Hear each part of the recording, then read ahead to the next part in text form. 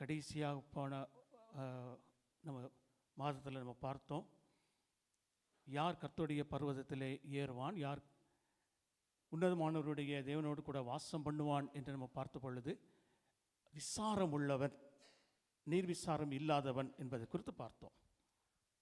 During the last month, when we have meditated who may ascend into the hill of the Lord or who may stand in the holy place, we have seen one who is having a diligence will be there. அது நம்ம மூன்றாவதாக பார்த்தோம். இந்த நாளிலே பாருங்க, யார் கர்த்தருடைய பர்வதத்தில் ஏறுவான், யாருடைய பரிசுத்த ஸ்தலத்தில் நிலைத்திருப்பான், கைகளில் சுத்தம் உள்ளவனும் இருதயத்தில் மாசில்லாதவனுமாய் இருக்கிறவனே என்று நம்ம பார்க்கிறோம். Today when we are meditating who may ascend into the hill of the Lord or who may stand in his holy place, he who has clean hands and a pure heart. தேவன் நம்ம கீழான ஒரு அனுபவத்துக்குள்ளாக, இந்த தரையில் இருக்கிற அனுபவத்துக்குள்ளாக தேவன் நம்மை அழைக்கவில்லை. தேவன் நம்மை பார்த்து சொல்கிறார், இனி என்னிடத்திலே மலையின் மேலே ஏறி வா, என்னிடத்தில் வந்து இரு என்று தேவன் எல்லாருக்கும் அழைப்பு கொடுக்கிறார். God has not called us for an experience of a lowly level, but he is calling us to ascend into the mountain of God. யார் கர்த்தருடைய பர்வதத்தில் ஏறுவான் என்று நம்ம பார்க்கும் பொழுது, கைகளில் சுத்தம் உள்ளவனும் இருதயத்தில் மாசு இல்லாதவனும் என்று சொல்லப்படுகிறது. When we are asking the question who may ascend into the hill of the Lord, it is telling that he who has clean hands and a pure heart. தமிழ்ல நீங்க பார்த்தீங்கன்னா, கைகளில் சுத்தம் உள்ளவனும் இருதயத்தில் மாசு இல்லாதவனுக்கும் இடையில கமா இல்லை. There is no comma in between these two phrases. இங்கிலீஷ்ல பார்த்தீங்கன்னா he who has clean hands and அப்படின்னு சொல்லி வருகிறது.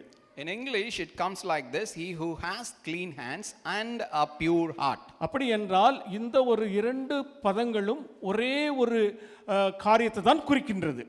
If so, these two words are mentioning the one and the same meaning. கைகளில் சுத்தம் உள்ளவனும் இருதயத்தில் மாசில்லாதவனும் கர்த்தருடைய பர்வதத்தில் ஏறி அவருடைய பரிசுத்த பர்வதத்தில் அவரோடு கூட வாசம் பண்ணுவான். So if so, one who has a clean hands and a pure heart will ascend into the mountain of the Lord and he will be staying there. யார் கைகளில் சுத்தம் உள்ளவன், யார் இருதயத்தில் மாசில்லாதவன்? Who is having a clean hand and who has a pure heart? தேவனுக்கு முன்பாக நம்ம வசதிப்படி பாருங்க, தேவனுக்கு முன்பாக கைகளில் சுத்தம் உள்ளவன் இருதயத்தில் மாசில்லாதவன், பிறகு மனுஷன் முன்பதாக கைகளில் சுத்தம் உள்ளவன் இருதயத்தில் மாசில்லாதவன் என்பதை குறித்து நம்ம தியானிக்க போகிறோம். We are going to meditate that he who has a clean hands before God is pure in heart and he who has a clean hands in the sight of man also. வேதத்துல இரண்டு பேர் தான் தேவனோடு கூட ஆண்டவரே நான் வந்து மலையின் மேலே நான் உம்மோடு கூட வாசம் செய்ய வேண்டும் என்று விரும்பியவர்கள் இரண்டே பேரை நம்ம வேதத்தில் வாசிக்கின்றோம். We are reading in the scriptures that two people desire to live along with God in the high places. தாவீது எழுதிய சங்கீதம் 23:3 பார்க்கிறோம், யார் கர்த்தருடைய பர்வதத்தில் ஏறுவான், யார் பரிசுத்த ஸ்தலத்தில் வாசம் பண்ணுவான் என்று தாவீது தான் அந்த மேலான அனுபவங்களுக்கு அவன் வாஞ்சிக்கிறான். As we are reading in Psalms 24:3 that David is longing for to be with God in the high places. தாவீது எழுதிய சங்கீதம் 27:4 நம்ம படிக்கிறோம், கர்த்தரே உம்முடைய மகிமையை பார்க்கும்படியாகவும் நான் ஜீவனுள்ள நாளெல்லாம் கர்த்தருடைய ஆலயத்தில் தங்கியிருப்பதை நாடுவேன் என்று அவன்தான் ஆண்டவரை குறித்து வாஞ்சிக்கிறான். In Psalms 27:4 David desired to dwell in the house of the Lord all the days of his life and to behold the glory of the Lord.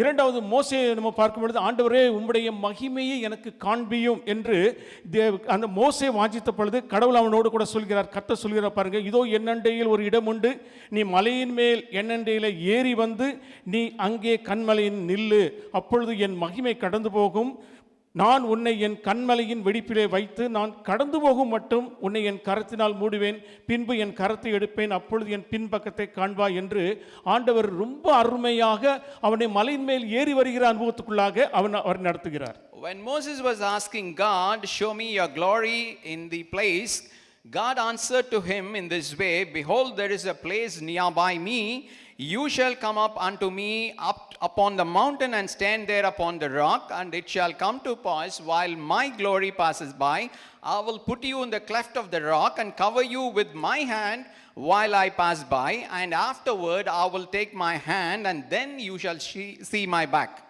கைகளில் சுத்தமுள்ளவன் இருதயத்தில் மாசில்லாதவன் என்று மோசேயையும் தாவீதையும் வைத்து நம்ம அவங்களுடைய வாழ்க்கையிலே நடந்த ஒரு சில சம்பவங்களை வைத்து யார் கைகளில் சுத்தமுள்ளவன் இருதயத்தில் மாசில்லாதவன் என்று நம்ம பார்க்க போகிறோம். We are going to meditate with some instances in the lives of Moses and David, who is clean in hands and who is pure in heart. மோசே குறித்து இப்படி சொல்லுகிறது. எண்ணாகமம் 12வது அதிகாரம் 3வது வசனம் விதமாக சொல்லுகிறது, மோசே அந்த நாட்களில் பூமியில் உள்ள எல்லா மனிதர்களும் கர்த்தருக்கு முன்பாக மிகுந்த சாந்தம் உள்ளவனாய் இருந்தான் என்று வேதத்தில் வாசிக்கிறோம். We are reading in Numbers 12:3 about Moses like this. Now the man Moses was very humble, more than all the men who were on the face of the earth. அப்படி என்றால் சாந்தம் உள்ளவர்கள் இருதயத்தில் சுத்தமுள்ளவர்களாய் இருப்பார்களா?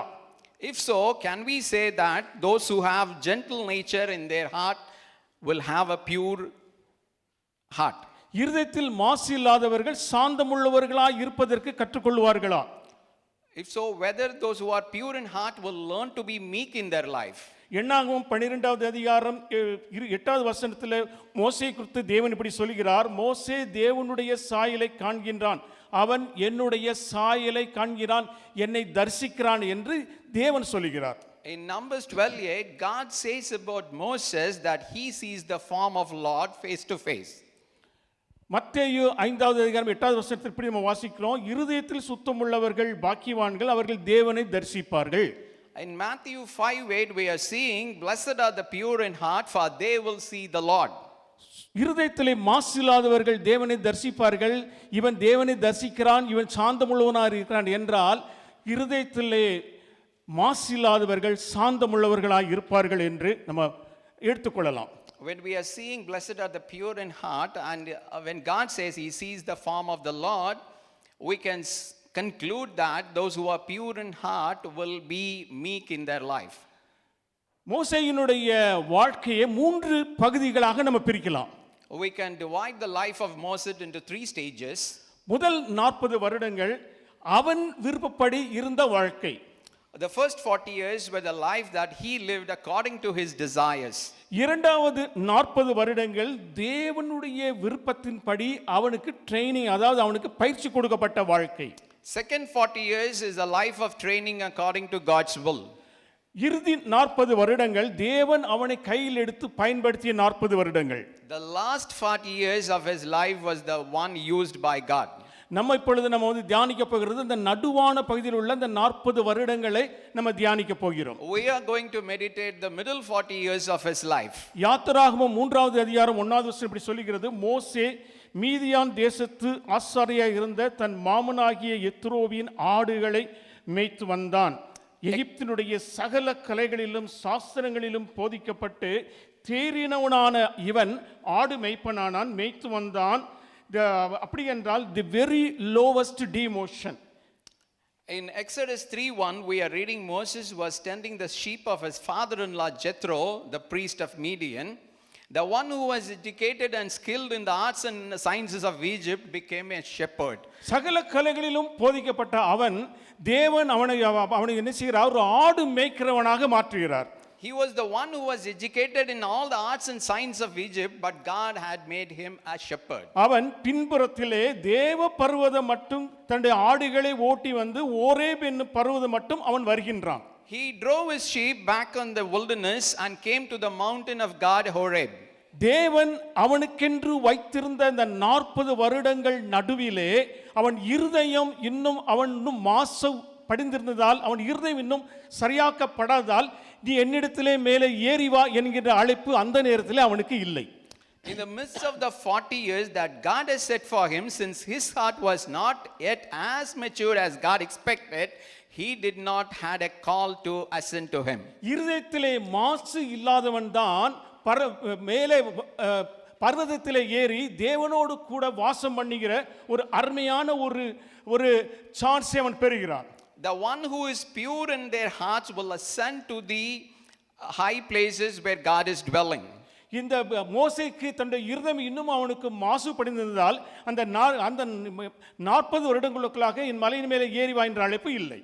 Since he was impure in his hearts, he did not have a call to ascend to the God. அந்த 40 வருடங்களில் என்ன நடந்தது? What happened in those 40 years? உபாகமம் 8வது அதிகாரம் 2வது வசனம் இப்படி வாசிக்கின்றோம். We are reading Deuteronomy 8:2 like this. உபாகமம் 8வது அதிகாரம் 2வது வசனம். இஸ்ரவேல் என்று சொல்லப்படுகிற இடத்தில் நான் மோசே என்று போட்டு நான் வாசிக்கிறேன் பாருங்க. அப்படிங்க வேத வசனத்தில் இஸ்ரவேல் என்கிற வருகிற இடத்துல மோசே என்று போட்டு நான் வாசிக்கிறேன். I'm going to read it as Moses in the place where it says as Israel. மோசேயின் தேவனாகிய கர்த்தர் மோசேயை சிறுமைப்படுத்தும் படிக்கு அவனை மேய்ப்பனாக்கி தம்முடைய கட்டளைகளை மோசே கை கொள்ளுவானோ கை கொள்ள மாட்டானோ என்று அவர் மோசேயை சோதித்து மோசே தன் இருதயத்தில் உள்ளதை அவனே அறிந்து கொள்ளும் படிக்கு அவனை 40 வருடங்களாக வனாந்திரத்திலே நடத்தினார். It goes like this. The Lord of God Moses humbled Moses and tested him to see if he would keep his commandments or not, and led him in the wilderness for those 40 years to make Moses by himself know what is in his heart. 40 வருடங்களாக அந்த நடுவான 40 வருடங்களாக தேவன் மோசேயை தாழ்த்தினார். அவனை தாழ்த்தி மேய்ப்பனாக்கி அது என்ன சொல்கிறார் பாருங்கள், அவன் தன்னுடைய இருதயத்தில் உள்ளதே அவனே அறிந்து கொள்ளத்தக்கதாக 40 வருடங்களை அவனை நடத்தினார். In those middle 40 years, God humbled Moses to make Moses by himself know what is there in his own heart. நான் என்ன சொல்லுவேன், எனக்கு நல்லா படிச்சிருக்கேன் பிரதர், இவர் அடுத்து என்ன நினைக்கிறாருன்னு நான் கண்டுபிடிச்சிருவேன், ஏன்னா அவ்வளவு அறிவு எனக்கு இருக்குது அப்படின்னு போய் சொல்லுவோம். I used to tell that I have such a great knowledge that I'll be able to know what he is thinking in his heart. அவன் என் கூட பேசாம போயிட்டான், அவன் என்ன நினைச்சிட்டு இருக்கான்னு எனக்கு தெரியும் பிரதர் அப்படின்னு சொல்லி சொல்லுவோம். He moved away without talking with me. I know what he is thinking in his heart. Human psychology நம்ம படிக்கணும்னா நான் போட்டு பார்த்தேன் 4 வருஷம் படிக்கணும். If we have to study human psychology, we have to study for 4 years.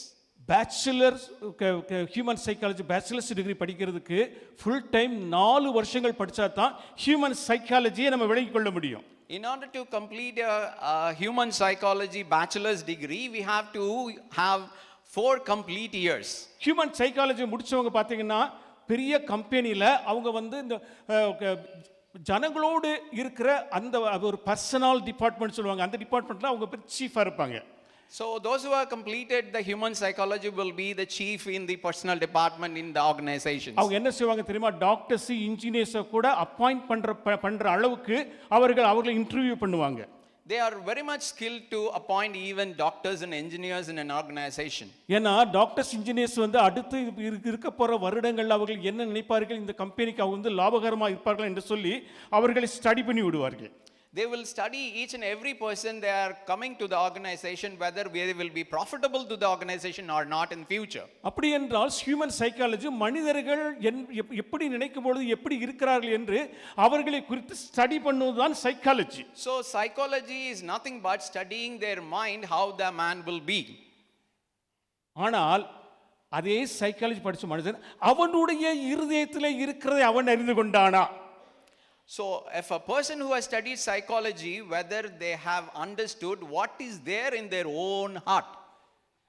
4 வருடங்கள் psychology படிக்கிறதுக்கு 4 வருடங்கள் எடுக்கும்.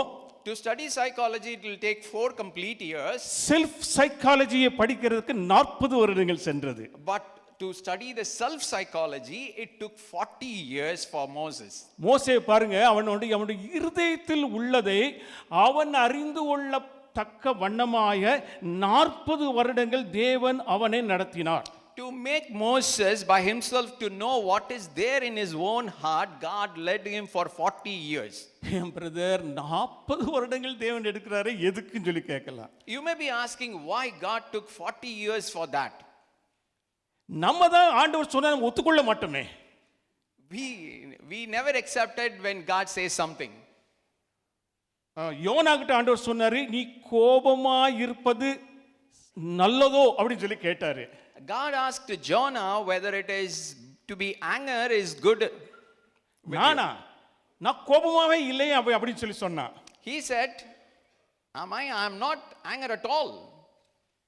அவன் இருதயத்துக்குள்ளாய் கோபம் இருந்தது என்பதை தேவன் சொல்லியும் அவன் என்ன செய்யவில்லை, ஒத்துக்கொள்ளவில்லை. Even when God told Jonah that his anger, he didn't agree with God. அப்படி என்றால் நம்முடைய இருதயத்திலே உள்ளதை தேவன் சுட்டி காண்பித்துக் கொண்டே இருக்கிறார். நம்முடைய இருதயத்துக்குள்ளாக என்ன இருக்கிறது, இன்னும் மாசில்லாத தன்மை இருக்கிறதா என்பதை ஆண்டவர் சுட்டி காண்பதற்கு 40 வருடங்கள் எடுத்துக்கொண்டார். If so, God is pinpointing the impurity that is in our heart. He is taking 40 long years to correct that. கைகளில் சுத்தமுள்ளவன் மாசில்லாதவனாயிருப்பான், கைகளில் மாசில்லாதவன் கைகளில் சுத்தமுள்ளவனாயிருப்பான். ரெண்டும் ஒண்ணுக்கொண்ணு சம்பந்தப்பட்டது. The one who is pure in heart and the one who is clean in hands are interlinked. மாசு இல்லாதவன் என்றால் என்ன? What is mean by pure in heart? That is with no impurity in heart. இந்த இடத்துல இருதயத்தில் பரிசுத்தம் உள்ளவன் என்று சொல்லப்படவில்லை. It is not telling that who is holy in heart here. இருதயத்திலே பரிசுத்தம் உள்ளவன் தேவனுக்கு முன்பதாக, ஆண்டவரே என்னுடைய திங்கிங்கில் நான் எந்த விதமான அசுத்தமான எண்ணங்களை எனக்குள்ளாக நான் விடவில்லை, நான் பரிசுத்தமாக இருக்கிறேன் என்று சொல்லுகிறவனை பார்த்து ஆண்டவர் சொல்கிறார், உன்னுடைய இருதயத்தில் பரிசுத்தம் உள்ளது என்று ஆண்டவர் சொல்லுகிறார். A person is telling that I am holy in my heart. God is telling that yes, it is there in your heart. அது பாவம் இல்லாத பரிசுத்த இருதயம். That is the heart that is without sin. That is a holy heart. அப்படி என்றால் மாசில்லாத இருதயம்னா என்ன? What is meant by a pure heart then? ஒரு டாக்டர்ஸ் கோட்டை யோசிச்சு பாருங்களேன். ஒரு டாக்டர்ஸ் கோட் ஒயிட் கோட் போட்டிருப்பாரு. Imagine a doctor's white coat.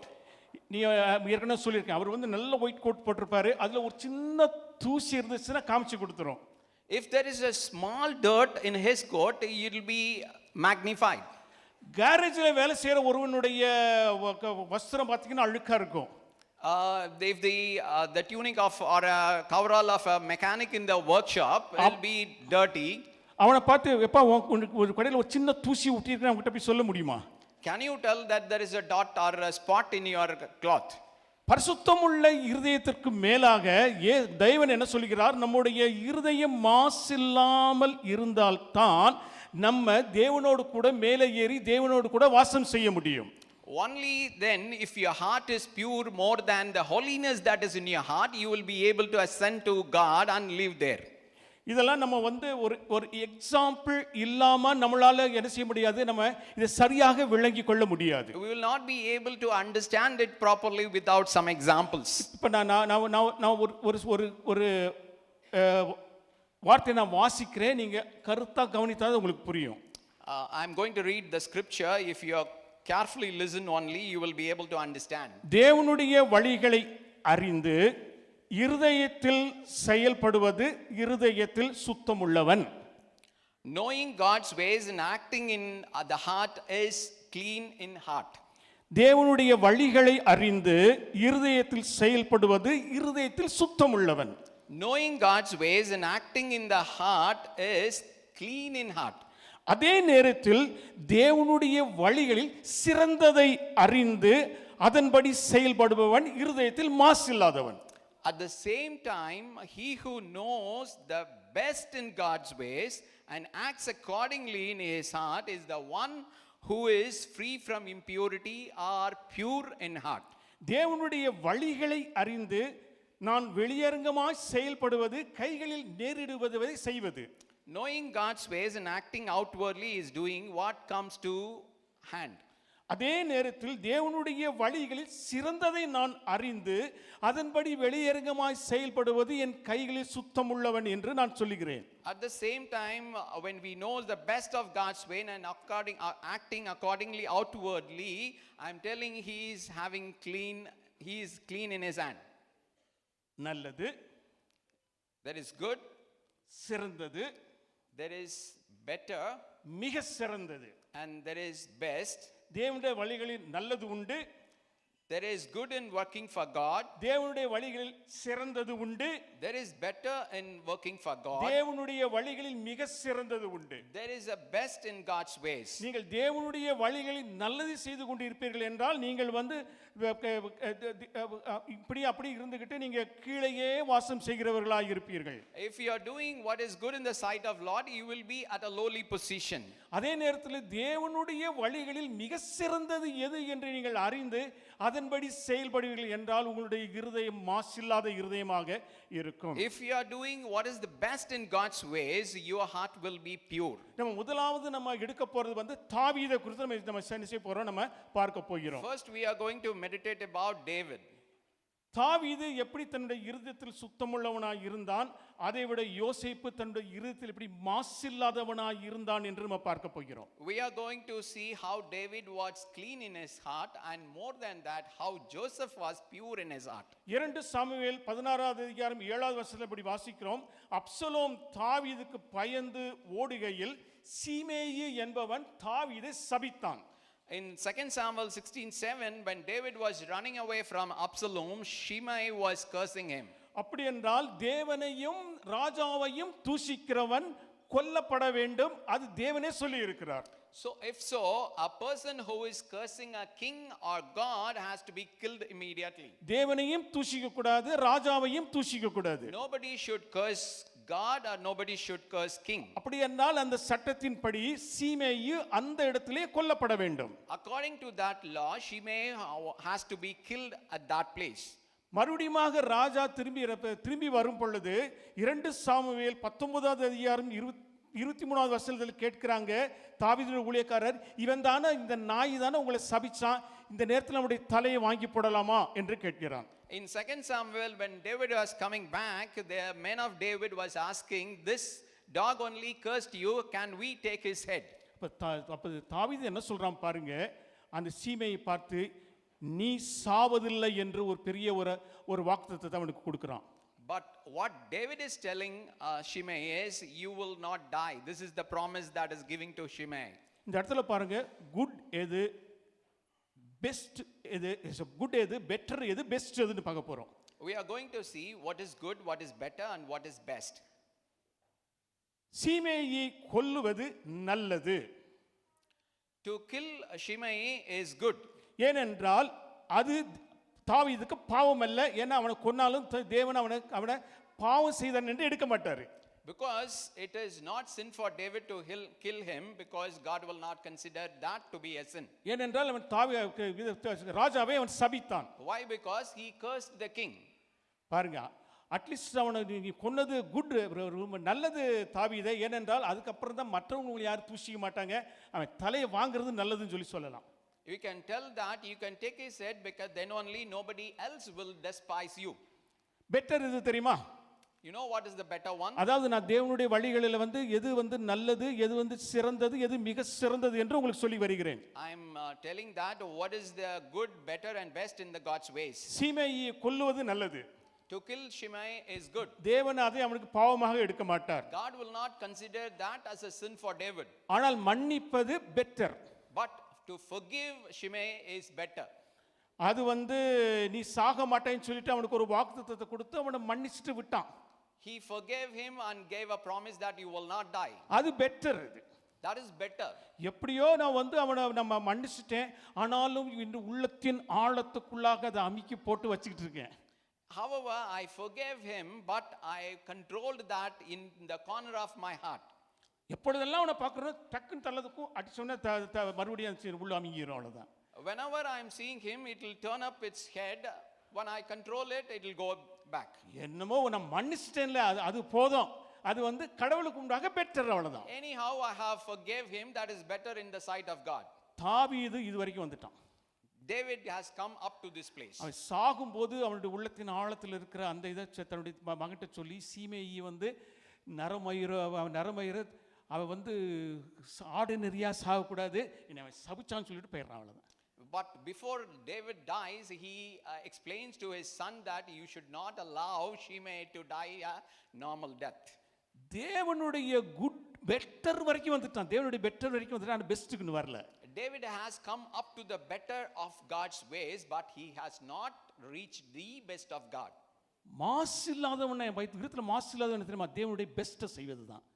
So the one who is having a pure heart is to do the best of God. மன்னிப்பது மாத்திரமல்ல, மறந்து விடுவதுதான் தேவனுடைய best. Not only forgiving, but to forget is the best of God. நம்முடைய வாழ்க்கையில தேவன் best செய்யலையா? Whether God has not done his best in our Yeah. life, ஏனென்றால் நம்ம பாவம் செய்த பொழுது தேவன் நம்மை மன்னித்து விட்டார், மறந்து விட்டார். when we sinned, God forgave us and forgot our sins. அதுதான் best. That was the best. அப்போ நம்ம ஒரு காரியத்தை இந்த இடத்துல பாருங்க, நம்ம யோசேப்பை எடுக்க போறோம். யோசேப்பு தன்னுடைய சகோதரர்களை மன்னித்தது மட்டுமல்லாம அதை கம்ப்ளீட்டா மறந்து விட்டுட்டான். We are going to see about Joseph. Joseph not only forgave his brothers, he forgot all that has been done by his brothers. ஆதியாகமம் 50வது அதிகாரம் 15-17 வாசிக்கும் பொழுது அவனுடைய அப்பா இறந்து போயிட்டாங்க. அப்போ அவனுடைய சகோதரர்லாம் சொல்றாங்க, எங்களை தயவு செய்து மன்னிச்சிருப்பான்னு உனக்கு அந்த நாட்கள் செஞ்ச தீமை மன்னிச்சுன்னு சொன்ன உடனே அவன் அழுதான் என்று சொல்லப்படுகிறது. When the brothers after his father died, when the brothers came and asked his forgiveness, we are seeing that Joseph cried in front of them. Self பிட்டினால அவன் அழுதானா? Whether he cried out of self pity, நான் எவ்வளவு ஒண்ணு இல்லாம இருந்து இந்த பயலை என்னை போட்டு வித்து போட்டு இவ்வளவு நான் கஷ்டப்படுத்துறாங்களே அப்படின்னு சொல்லி அவன் அந்த நாட்கள்ல அவன் இப்போ போன அந்த ஒரு செல்ஃப் பிட்டினால அவன் அழுதானா? whether he cried out of the self pity, he lost all these things? இல்ல. No. அதாவது சங்கீதம் 105:18-19 இப்படி சொல்லுகிறது, அவன் கால்களை விலங்கு போட்டு ஒடுக்கினார்கள், அவன் பிராணன் இரும்பிலே அடைப்பட்டு இருந்தது, தேவன் சொன்ன வார்த்தை நிறைவேறும் அளவும் அவனுடைய கால்களை விலங்கு போட்டு ஒடுக்கினார்கள். 20 வருடங்களாக அவன் ஒன்றை கற்றுக்கொண்டான். As given in the Psalms 105:18 and 19, he remembered that how he understood what was there in his heart for 20 years that hurt his feet with fetters. He was laid in iron until the time that his word came to pass. The word of the Lord tested him.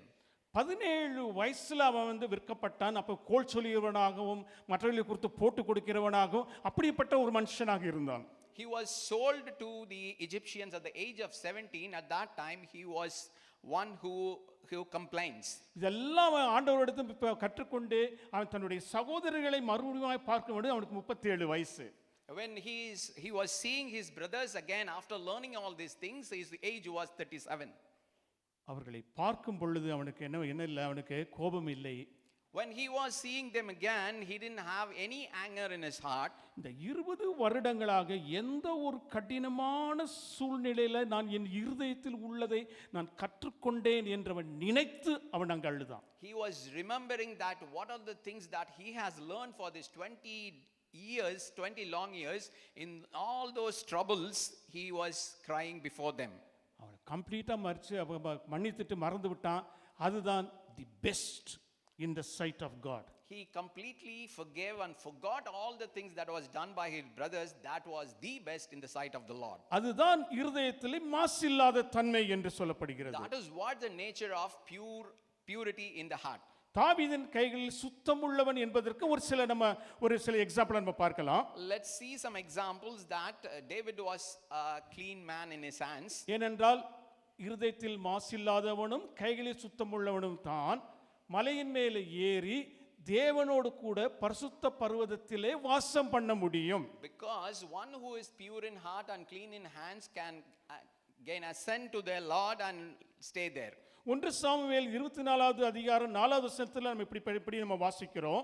In 1 Samuel 24:4 we are reading like this. தேவன் தாவீதை துரத்திக் கொண்டிருக்கும் சவுலை ராஜாவாகிய தாவீதின் கையிலே ஒப்புக் கொடுக்கிறார்.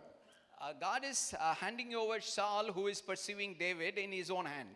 அப்போ அவனை பார்த்து சொல்றாரு, நான் நாளை இந்நேரத்திலே உன்னுடைய எதிரி உன் கையில ஒப்புக் கொடுப்பேன், அப்பொழுது நீ உன் பார்வைக்கு நலமானபடி செய் அப்படின்னு சொல்றாரு. God is telling to him, behold, I will deliver your enemy into your hand that you may do to him as it seems good to you. கொல்லுன்னு சொல்லல ஆண்டவர். நான் நாளைக்கு நேரத்தில் கொடுப்பேன், அவனை கொண்டு போட்டுன்னு சொல்லல. He did not command David to kill Saul. அவன் என்ன சொல்றாரு பாருங்க, ஆண்டவர் என்ன சொல்றாரு பாருங்க. What God is telling to him, உனக்கு இருதயத்துல என்ன தோணுதோ அதை செய். He is telling to him, you can do to him as it seems good to your heart. தேவனுடைய நல்லது அவன் செய்கிறானா, தேவனுடைய சிறந்ததை அவன் செய்கிறானா, தேவனுடைய மிக சிறந்ததை அவன் செய்கிறானா என்று தேவன் அவனை பார்க்கிறார். God is seeing him whether he is doing the good at the sight of God, or he is doing God's better, or he is doing God's best. 2 முறை தேவன் அவனை தாவீதின் கையில ஒப்பு கொடுத்தார். 2 times God handed over Saul in his hand. இந்தாப்பா பிடிச்சு கொடுத்துட்டேன், நீ என்ன வேணாலும் பண்ணிக்கோ அப்படின்னு சொல்லி ஆண்டவர் சொல்றாரு. He is delivering a Saul into his hand. You can do whatever you want. எது நல்லது தெரியுமா? Do you know what is good? இவனுடைய படையை வச்சு அந்த இது சவுலுடைய படைக்காரங்களோட சேர்ந்து போரிட்டு சவுலை கொல்லுவது அவனுக்கு நல்லது. It is good for David to challenge him in the fighting and kill Saul. அது நல்லது. It is good. ஏனென்றால் ஒரு சண்டையில ஒருத்தனை கொல்லுவது பாவம் அல்ல, சண்டை போட்டு அவனை கொன்னாச்சு, அவ்வளவுதான் நல்லது. அது Killing a person in a war is not a sin. We are fighting and we have killed him. Better இது தெரியுமா? பெட்டர் அதாவது சிறந்தது தெரியுமா? You know what is better? தேவனே சவுலை தாவீதின் கையிலே ஒப்பு கொடுக்கும் பொழுது அவன் வந்து அந்த ஒரு குகையில வந்து மாட்டினா பாருங்க, அப்ப கொல்றது better. When he has been handed over to him in the cave, it is better to kill him at that place. எனக்கு ஆண்டவரே இந்த கையில ஒப்பு கொடுத்துட்டு உனக்கு நல்லது செய்ய சொன்னாரு, அவன் கொன்னுட்டான், அவ்வளவுதான். God himself has delivered him into his hand and asked him to do what is good at his sight. Best இது தெரியுமா? You know what is best? சவுலை மன்னித்து To forgive Saul தேவனுடைய சாய்ஸ்க்கு விட்டு and leave him to God's choice, தேவன் அவனை யுத்தத்தில் மடிய பண்ணும் வரைக்கும் காத்திருப்பது best. and wait for God to kill him in the battle is God's best. இதத்தான் தேவனுடைய பெஸ்ட்டை தான் என்ன செஞ்சா தாவீது செய்தான். This is what David did, the God's best. அப்படி என்றால் அவன் தன்னுடைய கைகளிலே தேவனுக்கு முன்பதாக அவன் சுத்தம் உள்ளவனாக இருந்தான். And now David appears to be a man with clean hands before God. என்னுடைய கைகளிலே சுத்தமாக இருக்கிறது, யாரையும் கொல்லவில்லை ஆண்டவரே, நீங்களே அவனை பார்த்துக் கொள்ளுங்கள் என்று ஆண்டவர் அவன் சொல்லிவிடுகிறான். He is telling God that my hands are clean, I did not kill anyone, you can take care of him. நம்ம அடுத்து வந்து நம்ம மோசேன்னு சொல்லி பார்த்தோம். மோசேயில வாழ்க்கையில் நடந்த ஒரு சில காரியங்களை நம்ம பார்க்கலாம். We shall see some of the instances in the life of Moses. என்னாகமம் 12வது அதிகாரம் 2-3 வசனங்களை நம்ம இப்படி படிக்கிறோம். Numbers 12:2-3 verses goes like this. கூட பிறந்த அண்ணனும் அக்காவும் என்ன செய்றாங்க, அவனை குறித்து புரணி பேசுறாங்க. His own elder brother and sister backbites about him. பாருங்க, அன்றுதான் அவர்கள் பேசின புரணி மாதிரி எனக்கு தெரியவில்லை, பல நாட்களாக அவனை குறித்து ஒரு புரணி பேசிக்கொண்டே இருந்திருக்க வேண்டும். This doesn't look like a gossip that came on that time immediately. They might have gossiping about him for so long years.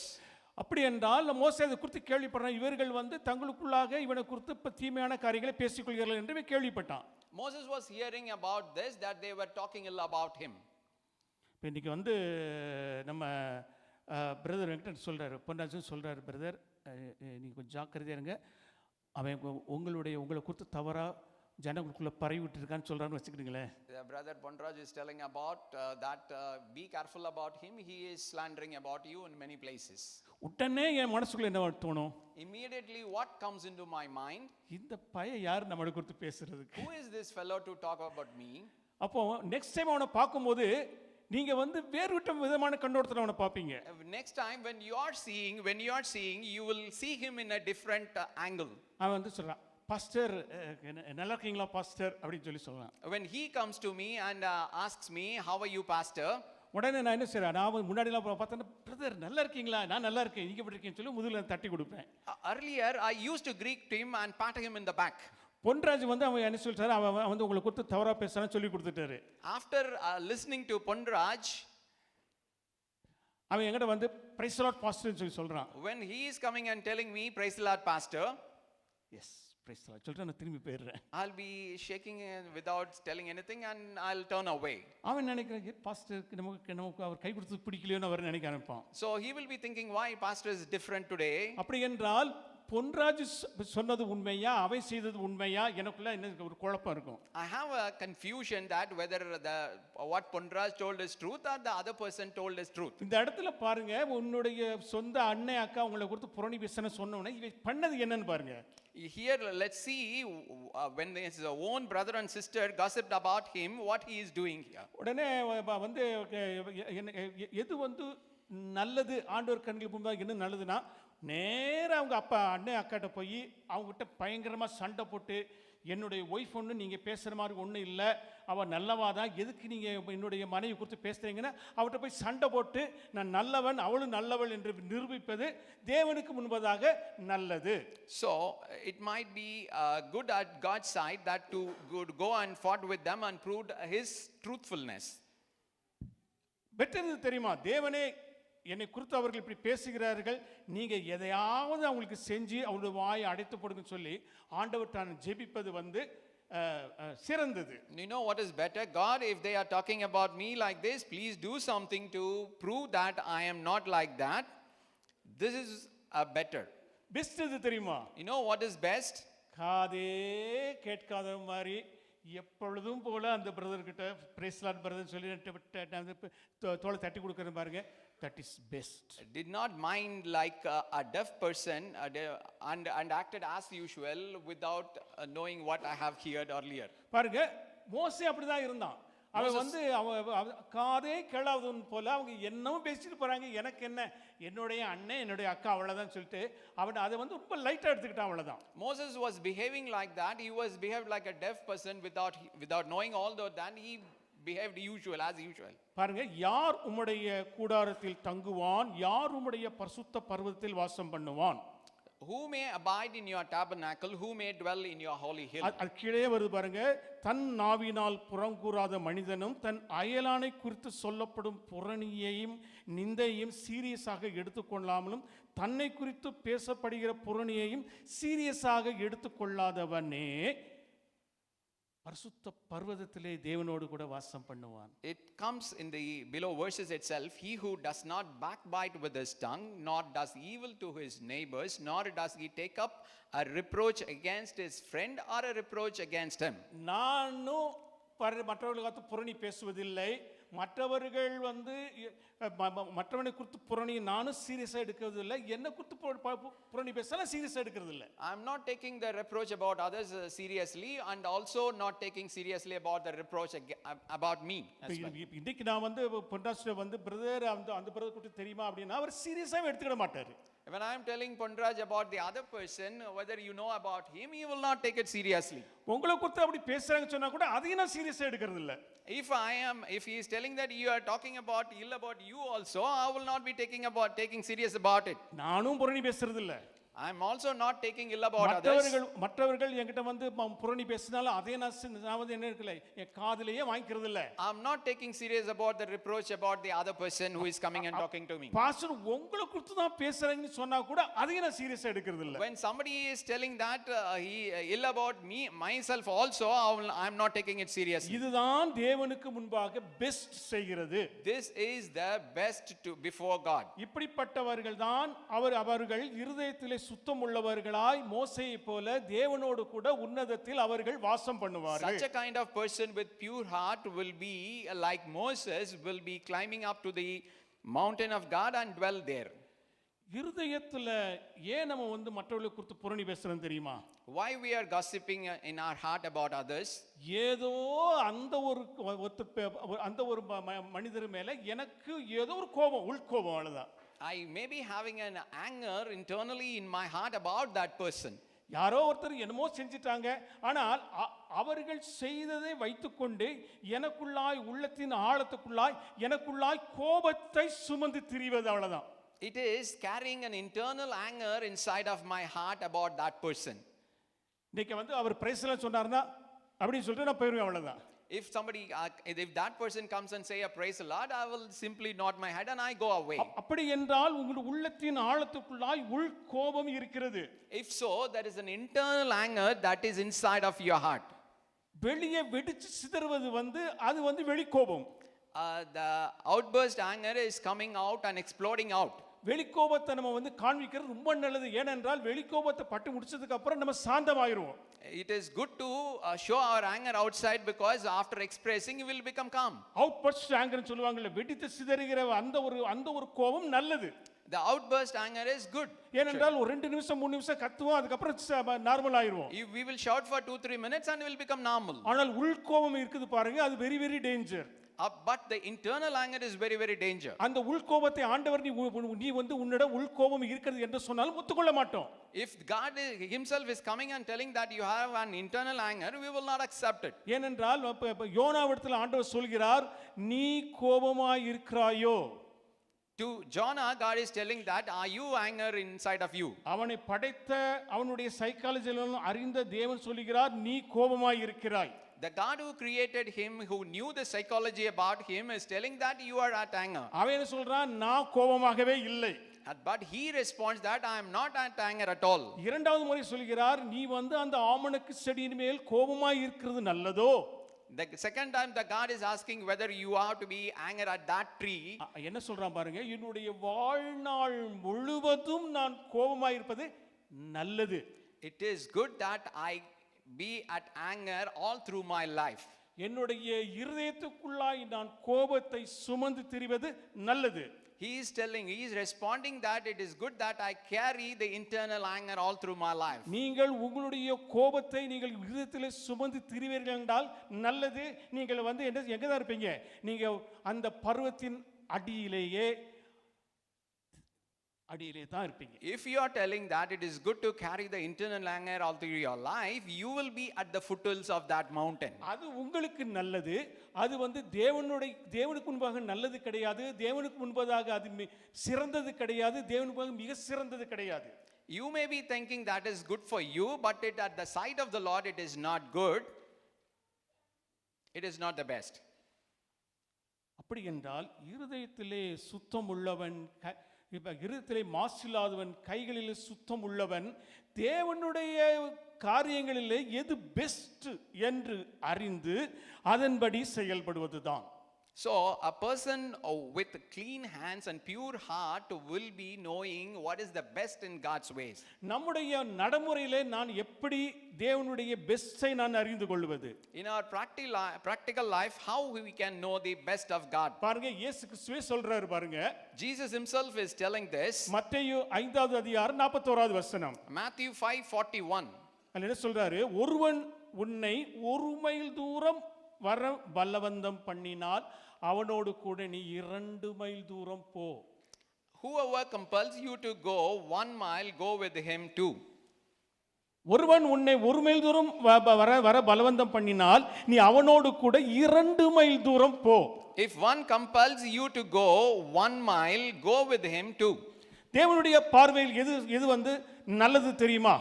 You know what is good or best in the sight of God? என்னுடைய இருதயத்தில் கோபம் இல்லைங்க உங்க மேல, ஆனாலும் அந்த 1 mile தூரம் உங்களோட கூட வருவது என்னால் முடியாது. ஆனால் உங்களோட நான் நல்மனம் பொருந்திட்டேன், அந்த 1 மைல் தூரம் என்னால் வர முடியாதுன்னு சொல்றது வந்து ஆண்டவருக்கு முன்பதாக நல்லது. It is good at the sight of what is good at the sight of the Lord is, I am not mad at you, but I can't go a mile with you, is good at the sight of the Lord. கூப்பிட்டு விட்டானே அப்படின்னு சொல்லிட்டு அவன் கூட 1 mile தூரம் போவது better. So it is better to walk a mile with him just because he called. எது best தெரியுமா? அதான் இயேசு கிறிஸ்து வேலை கொடுக்கிறார். எது பெஸ்ட் தெரியுமா? You know which is the best? That is what Jesus is explaining.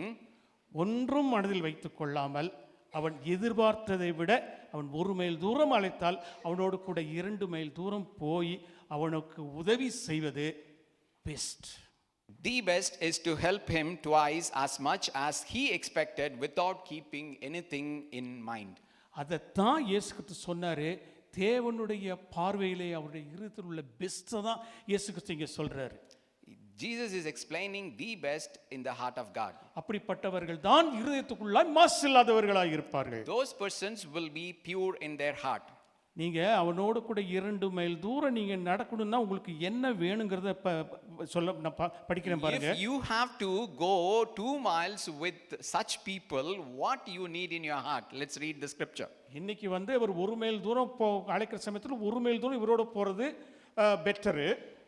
When he is asking to come for a mile, it is better to go a mile with him. ஆனால் இவரோடு கூட 2 mile தூரம் போவது என்ன வேணுங்கிறத நான் படிக்கிறேன் பாருங்க. If you have to go with him 2 miles, what is required? Let's read from the scriptures. Amos 3வது அதிகாரம் 3வது வசனம். Amos 3:3. 2 பேர் ஒருமனப்பட்டிருந்தால் ஒழிய ஒருமித்து நடந்து போவார்களோ? Can 2 walk together unless they are agreed? 2 பேரும் ஒருமனப்பட்டு இருந்தால் ஒழிய ஒன்றாக 2 மைல் தூரம் நடந்து போவார்களோ? Unless they are with oneness, 2 cannot walk together for 2 miles or 1 mile. இயேசு கிறிஸ்து நீ அவனோடு கூட 2 மைல் தூரம் போ என்று சொன்னால் அவனோடு கூட எனக்கு ஒரு மனம் இருந்தால் ஒழிய நான் இவனோடு கூட என்ன செய்ய முடியாது, நான் நடந்து போக முடியாது. When Jesus is asking to go 2 miles with him, unless I have a oneness with him, I'll not be able to go for that with him. ஆண்டவர் ஏன் எனக்கு இந்த மெசேஜ் கொடுத்தான்னு சொல்லி எனக்கு தெரியல. I don't know why the Lord has given this message. நல்ல ஊழியம் செய்யலாம், நம்ம We are doing good ministries. நல்ல வெளிப்பிரகாரமா நல்ல மனுஷரா இருக்கலாம். Outwardly we are best persons. 2 காரியம் தான் உலகத்துல மிக மிக மிக முக்கியமானது. 2 things are very very very important in the world. ஒன்று தேவனோடு கூட எனக்கு இருக்கிற நல்ல ஒரு உறவு. The one relation, the best relationship that I have with God. இரண்டாவது எனக்கும் மற்ற மனிதருக்கும் உள்ள நல்ல உறவு. இந்த 2 தான் மிக மிக முக்கியமானது. The other one is the best relationship I have with my fellow beings. நீங்க 1000 தான் நீங்க ஊழியம் செய்யுங்க, நீங்க 1000 தான் நீங்க ஆண்டவருக்கு கொடுங்க, நீங்க என்னதான் நீங்க பாடுபடுங்க, எல்லாம் பண்ணுங்க, நீங்க மற்றவர்களோடு நல்ல ஒரு உறவை நீங்கள் வைத்துக் கொள்ளாதவர்களாக இருந்தால் நீங்கள் இருதயத்தில் மாசு இல்லாதவர்கள் கிடையாது. நீங்க கீழே தான் நீங்க வந்து என்ன செய்யணும், நீங்க உலாவி கொண்டே இருக்கணும் ஒழிய மேலே நீங்க ஆண்டவரோடு கூட வந்து வாசம் செய்ய முடியாது. Whatever the ministry you are doing, whatever the money you are giving to God, whatever the life you are leading, without having a good relationship with your fellow brothers, you will not have an experience of the mountain. You will be at the foothills of the mountain. எந்த கடினமான மனிதனிடத்திலும் நீங்கள் ஒரு மனத்தை காத்து அவர் விரும்புகிறதை காட்டிலும் மேலாக அவருக்கு செய்வதுதான் தேவனுடைய பார்வையில் best. In the sight of the Lord, the best is to work with any difficult person with oneness. நம்ம இருதயத்தில் நம்ம வந்து மாசில்லாதவர்களாய் இருக்கத்தக்கதாக தேவன் நம்மை அழைக்கிறார். God is calling us to be pure in heart.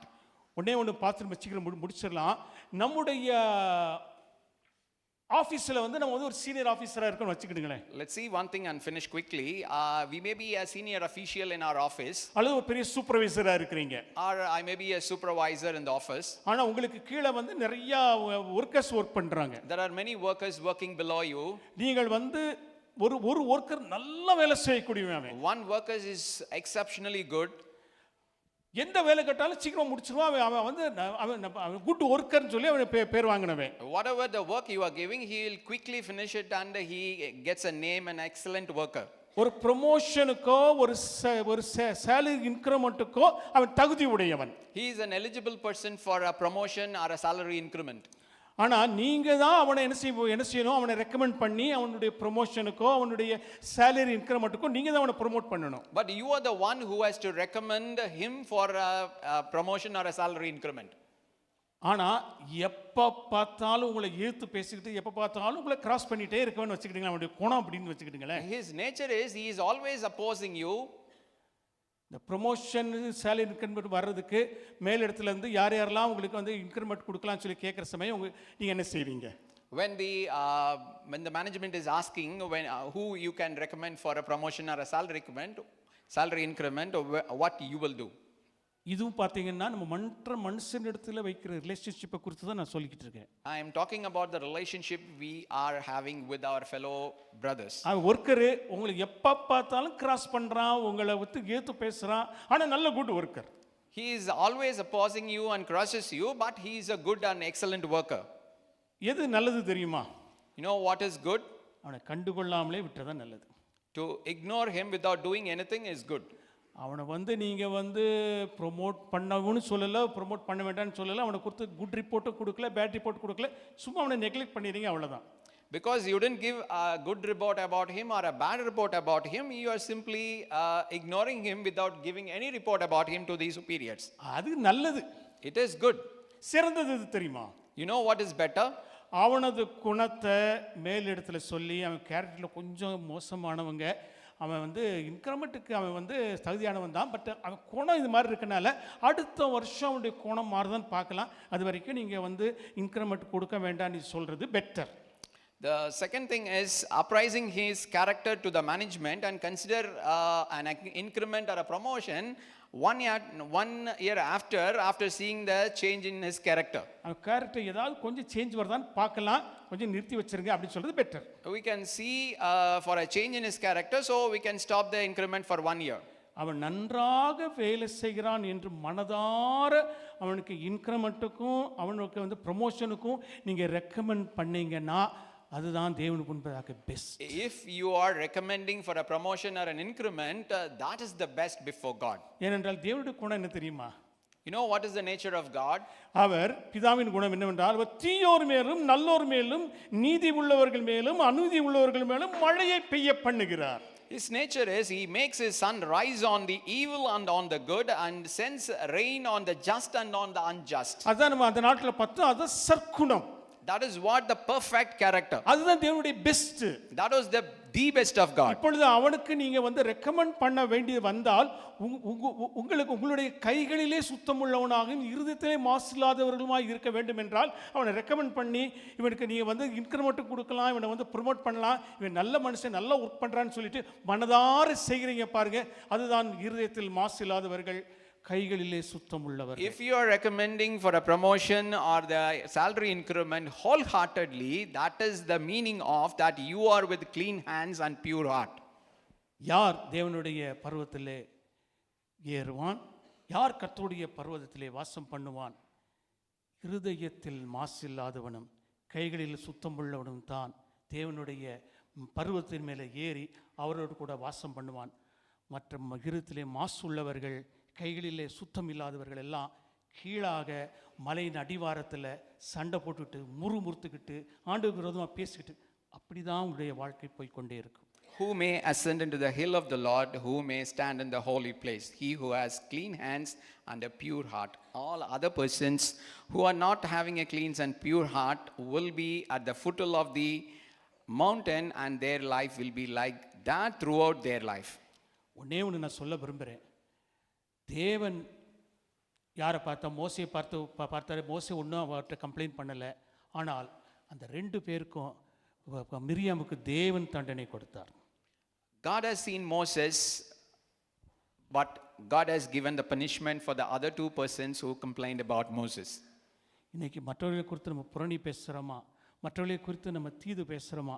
இன்றைக்கி நம்ம வந்து வியாதிப்பட்டிருக்கிற அநேக நேரங்களிலே நாம் இன்னும் சுகமாகவில்லை என்று கம்ப்ளைண்ட் பண்ணி ஆண்டவர்கிட்ட இவ்வளோ நான் ஜெபிச்சுட்டேன், இந்த ஆண்டவருக்கு ப்ராமிஸ்லாம் பண்ணியிருக்காரு, இந்த வியாதியிலேருந்து ஆண்டவரை சுகமாக்கவில்லை என்று நம்ம ஆண்டவரை குறித்து நம்ம கம்ப்ளைண்ட் பண்ணுறோம். Are we gossiping about our brothers or talking evil about others? When we are having some sickness, we are complaining about God, why God has not healed that sickness from me. எனக்கு இன்னும் வியாதி போகவில்லை என்றால் best என்ன தெரியுமா? நம்மை நாமே ஆராய்ந்து பொழுது யாரை குறித்தாவது நான் புரணி பேசியிருக்கிறேனா, யாரை குறித்தாவது நான் மற்றவர்கள் சொன்ன புரணி நான் கேட்டிருக்கிறேனா? அப்படி இருக்கும் பொழுது நம்ம வந்து ஒன்றும் செய்ய மாட்டோம். தேவன் நம்மை குறித்து அவர் சில step எடுத்துருவார். So if the sickness is not going, the best thing is to examine that whether we have gossiped or spoke ill about others. We have to examine. If we are not correcting ourselves, that God may take a step for that. இன்னும் ஒரே ஒரு காரியம் இருக்குது. அது வந்து எப்படியும் ஒரு 20 நிமிஷமாவது ஆகும். அடுத்த என்னுடைய பிரசங்கத்தில் அது குறித்து நம்ம பார்க்கலாம். Let's see the other topic which may take 20 minutes. We will see in the next meditation. எல்லாரும் கண்களை மூடி ஜெபிக்கலாமா? Let's all pray.